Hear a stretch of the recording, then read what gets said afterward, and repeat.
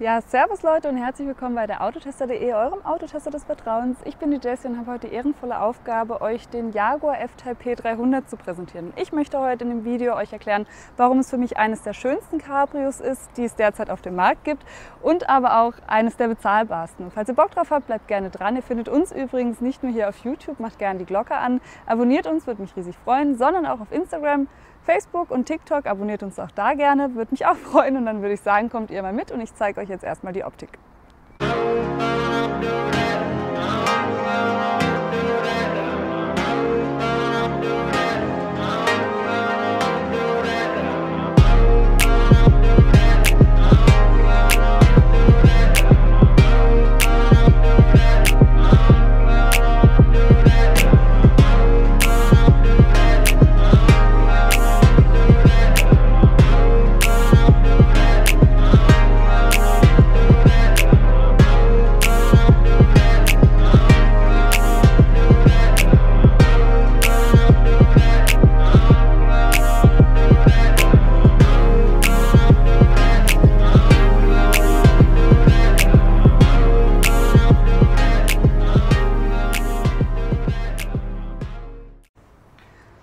Vorne angekommen, schauen wir dem Jaguar ins Gesicht und ich muss euch sagen, die Farbe Fuji White gefällt mir wirklich sehr gut. Die ist ohne Aufpreis, das heißt, die kann man serienmäßig bekommen, finde ich gut und würde ich mir auch genauso konfigurieren, weil es einfach sehr klassisch aussieht und zu dem F-Type passt meiner Meinung nach.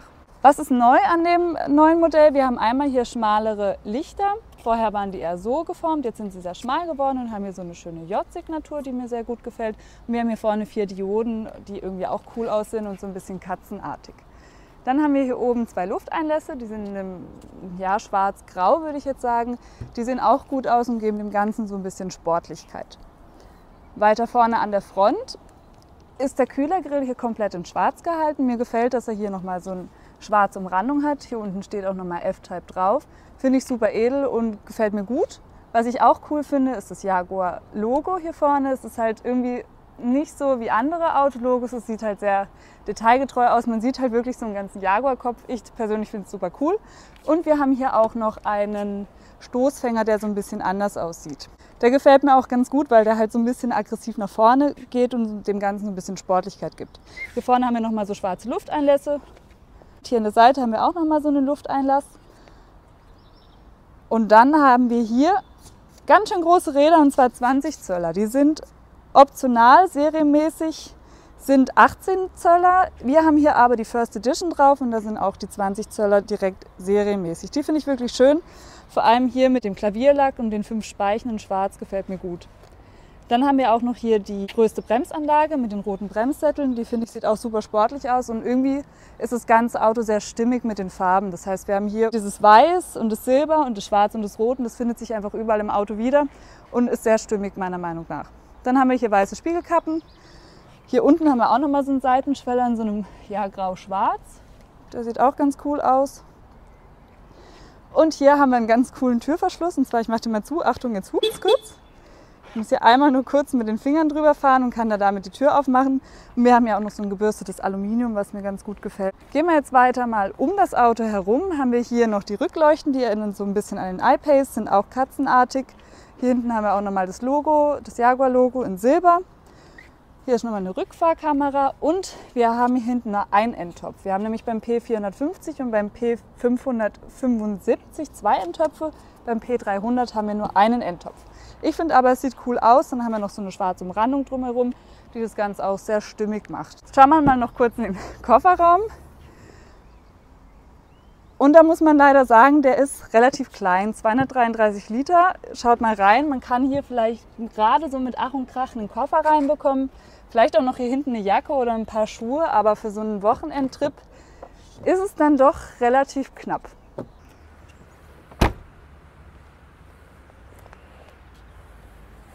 Weiter geht's mit einem der wichtigsten Punkte für euch bestimmt auch, und zwar dem Sound. Und wir haben ja jetzt hier einen Vierzylinder und die werden ja oft kritisiert, dass sie nicht so gut tönen und nicht so einen guten Sound haben. Aber ich finde, dass Jaguar da einen ganz guten Job gemacht hat und ich würde sagen, ich springe mal rein und ihr sagt mir, wie ihr den findet.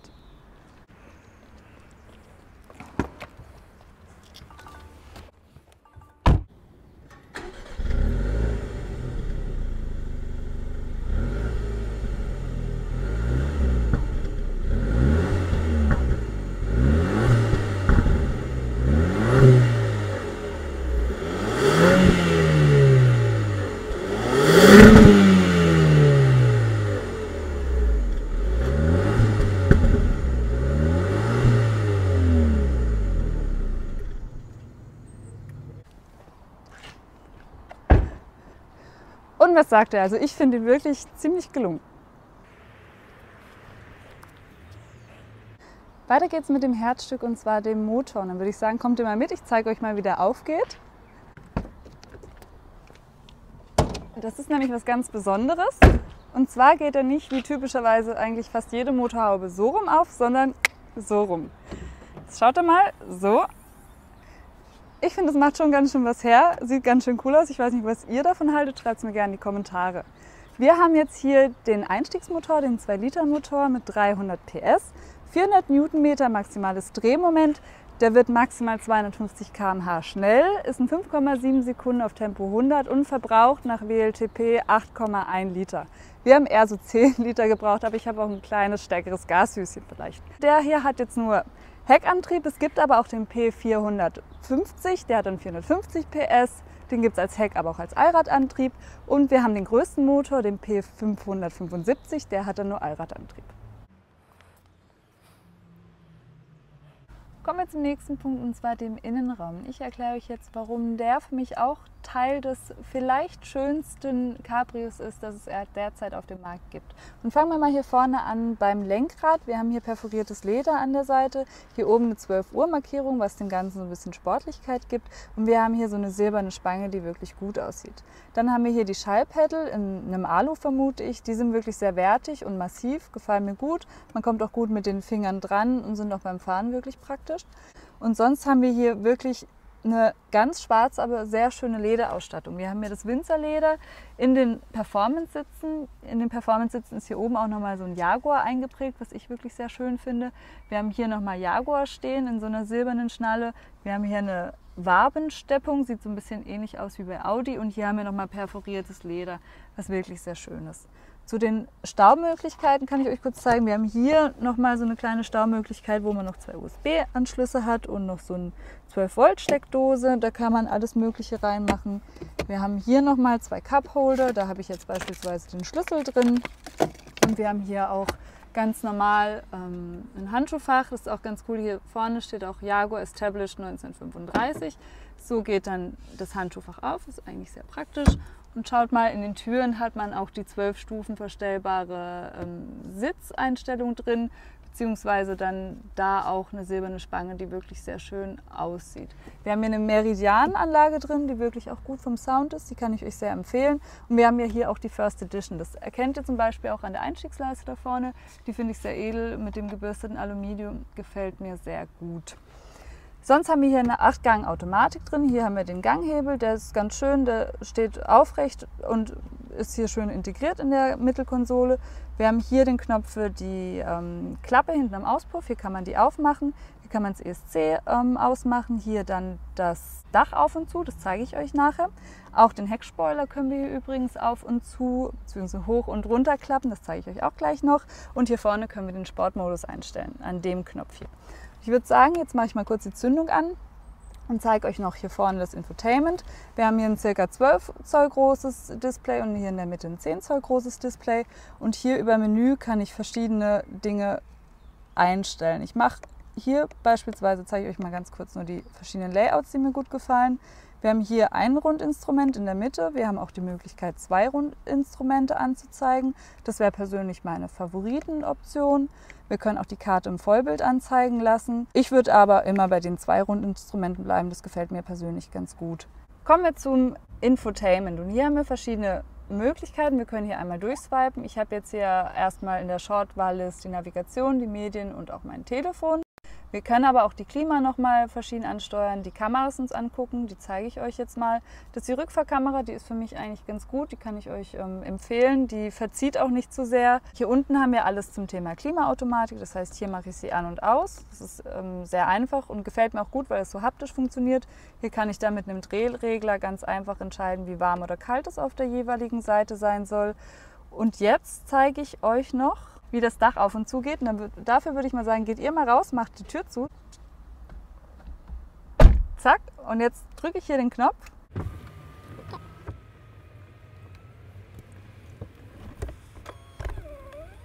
Ja, jetzt ist es zu. Jetzt seht ihr mal, wie dunkel es hier drin ist mit dem dunklen Himmel. Wir haben ja auch so ein schönes Alcantara da oben, was mir wirklich sehr gut gefällt. Und jetzt würde ich sagen, mache ich es wieder auf.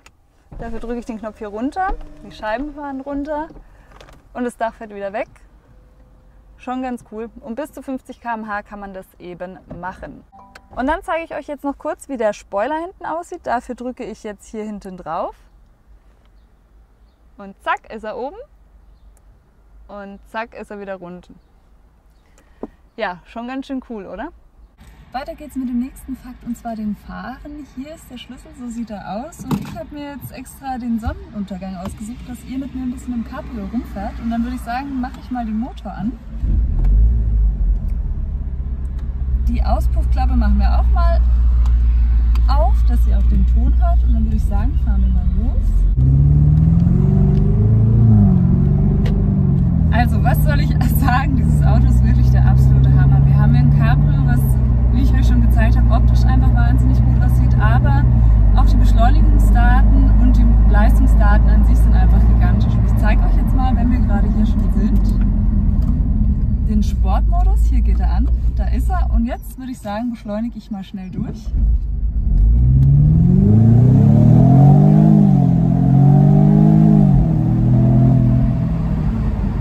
Ja, und das Ding hat wirklich Power. 300 PS sind hier drin, 400 Newtonmeter maximales Drehmoment und es macht wirklich Spaß. Ich drücke nochmal aufs Gas. Ich kriege gerade leicht Gänsehaut, das ist wirklich der absolute Traum. Es macht wirklich riesig Spaß, im Auto zu fahren. Es ist einfach so ein Lebensgefühl-Auto. Ich würde es jetzt nicht als Erstwagen nehmen, weil ja, mit Familie oder mal jemand mitnehmen, so ein Zweisitzer ist halt relativ schwierig, aber es ist halt, wie gesagt, einfach ein Lebensgefühl-Auto. Und es ist für mich der perfekte Kompromiss zwischen, ich kann auch mal damit einfach zur Eisdiele cruisen, sehr gemütlich, muss den Gasfuß dabei nicht so durchdrücken, kann aber auch ziemlich losspähen, was wirklich Spaß macht. Und für mich einfach die perfekte Mischung aus komfortablem Auto für den Alltag, Cabrio, was sowieso jeder liebt, und aber eben auch ja, ein ganz schön schnelles Auto, was wirklich Spaß macht. Dann zeige ich euch jetzt mal noch die Rückfahrkamera. Hier drehe ich mal schnell. Die ist nämlich ganz gut. Ich brauche sie zwar jetzt eigentlich nicht, weil der Wendekreis auch ganz gut ist, aber ich zeige sie euch mal. Hier auch mit so Linien. Für mich echt gut und die verzieht auch nicht, was mir gut gefällt. Ich mag das nämlich nicht so, wenn Rückfahrkameras eben alles verziehen, weil dann bringen sie irgendwie auch nur die Hälfte. So, und jetzt fahren wir doch mal los. Und was man sagen muss, der Jaguar F-Type P300 ist eben kein Leichtgewicht. Der wiegt trotzdem 1,6 Tonnen und das merkt man manchmal beim Fahren. Und auch der Heckantrieb ist für mich persönlich perfekt, weil ich bin jetzt nicht die Fahrerin, die wirklich total viel Gas gibt oder sehr viel driften möchte. Deswegen merke ich gar nicht so großartig den Unterschied zwischen Allrad und Heckantrieb. Aber man merkt schon, wenn man ein bisschen schneller an so eine Kurve fährt, dass das Heck so ein bisschen ausbricht, aber er fängt sich dann wieder schnell ein. Zum Abschied machen wir jetzt noch eine Launch Control. Dafür mache ich das ESC aus. Das geht hier. Da drücke ich jetzt relativ lange drauf. Das ist ESC aus. Ich drücke gleichzeitig auf die Bremse und aufs Gas. Der pendelt jetzt bei 2001. Jetzt gehe ich runter von der Bremse.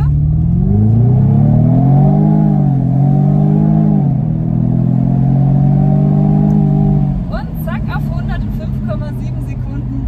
Was für ein geiles Auto. Kommen wir zum letzten Punkt, und zwar meinem kleinen persönlichen Fazit und aber auch dem Preis und der Beantwortung der Frage, warum der Jaguar für mich eines der am schönsten aussehenden Cabrios ist, die es aktuell auf dem Markt gibt. Und ich habe euch ja die Optik gezeigt. Für mich ist es wirklich ein sehr klassisches, britisches und schönes Auto. Es ist nicht prollig, sondern hat einfach Stil, meiner Meinung nach, gefällt mir sehr gut. Aber es hat auch wirklich einen verdammt guten Sound. Dieses Frotzeln gefällt mir sehr gut. Ich weiß nicht, wie es euch geht, schreibt es mir gerne in die Kommentare, es würde mich riesig interessieren. Und es ist halt auch einfach ein Preis-Leistungsknaller. So wie er hier steht, kostet er 90.000 € im Einstieg, aber 71.200 €, was wirklich bezahlbar ist, wenn man das ein oder andere Jahr dafür spart. Wenn man die große Variante, den P575 nimmt, sind wir dann schon beim doppelten Preis, nämlich bei 131.000 € und 200. Das ist dann schon ein happiger Preis, aber man hat halt dafür einen ganz schön guten Sportwagen mit Allradantrieb stehen. Also für jeden was dabei bei diesem Jaguar F-Type. Für mich persönlich wäre es der P300. Schreibt mir gerne in die Kommentare, was es für euch wäre, wenn ihr es euch aussuchen könntet.